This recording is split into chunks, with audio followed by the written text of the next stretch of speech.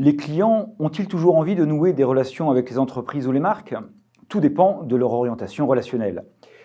Mais commençons d'abord par définir les deux formes d'échange commercial, l'échange transactionnel et l'échange relationnel.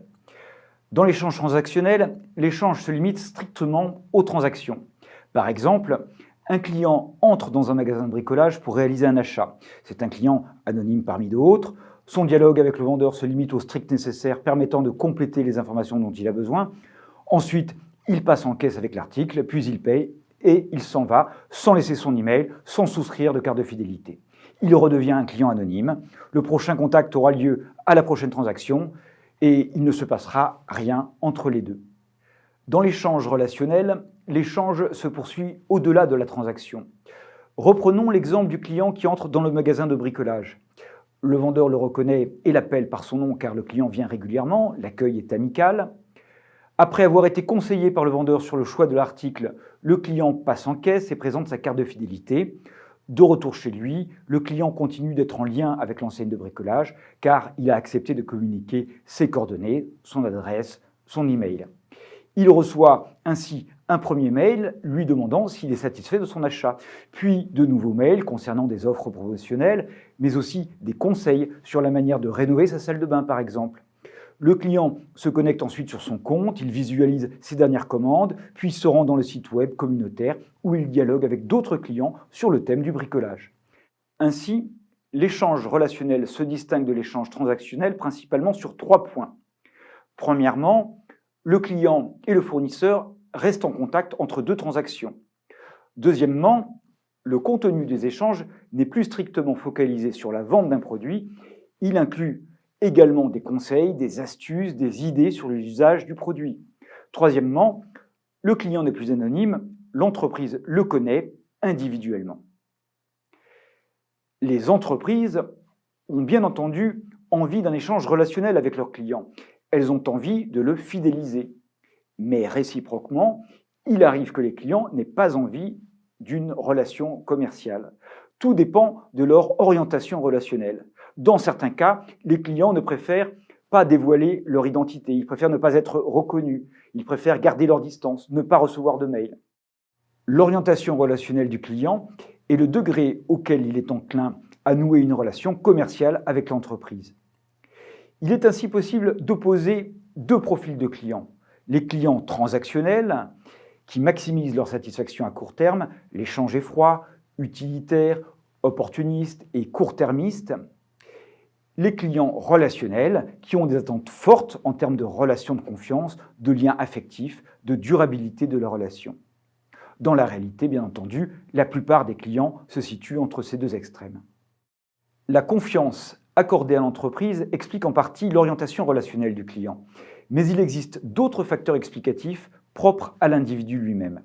Il y a d'abord le degré d'implication dans la catégorie de produits. Plus le client est impliqué, plus l'orientation relationnelle est forte. L'implication est élevée lorsque le produit suscite un état de motivation, d'excitation ou d'intérêt. La réactance est le second facteur explicatif. C'est un trait psychologique qui se manifeste par la réaction négative d'un individu à toute tentative de restreindre sa liberté de choix. Par exemple, la tentative d'une marque d'établir une relation en s'emparant des données personnelles peut être perçue comme une perte de liberté et peut donc inciter les individus réactants à refuser la relation. Le niveau de réactance joue en sens inverse. Plus le client est réactant, plus l'orientation relationnelle est faible. L'existence de coûts de changement explique également l'orientation relationnelle. Plus ils sont élevés, plus l'orientation relationnelle est forte. Les coûts de changement concernent tous les coûts, monétaires, temps passé, efforts à fournir, pour changer de fournisseur. Par exemple, les coûts liés à un changement de banque peuvent apparaître élevés à certains clients car il leur faudra peut-être supporter des frais de clôture de compte et transmettre leur nouveau RIB à tous les fournisseurs, ce qui en découragera plus d'un. La fréquence d'achat du produit est le quatrième facteur explicatif. Une relation commerciale peut se justifier lorsqu'un produit est acheté avec régularité, elle l'est beaucoup moins lorsque l'achat est ponctuel. Quel client, par exemple, souhaiterait établir une relation avec un fabricant de cuisine alors que celles-ci sont conservées en moyenne 23 ans avant d'être changées? L'orientation relationnelle peut enfin résulter des bénéfices liés à la relation. Le confort et la sécurité d'une relation bien établie, le traitement préférentiel et les prestations individualisées liées au statut de client régulier. En B2B, l'orientation relationnelle des clients est également très variable. Lorsque le produit est une simple matière première banale et indifférenciée, une commodité pour reprendre le terme anglais, l'orientation du client est transactionnelle.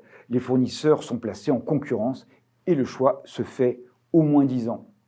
À l'opposé, lorsque le produit est stratégique, technique et nécessite une solide assistance, il s'instaure entre le client et son fournisseur une véritable coopération.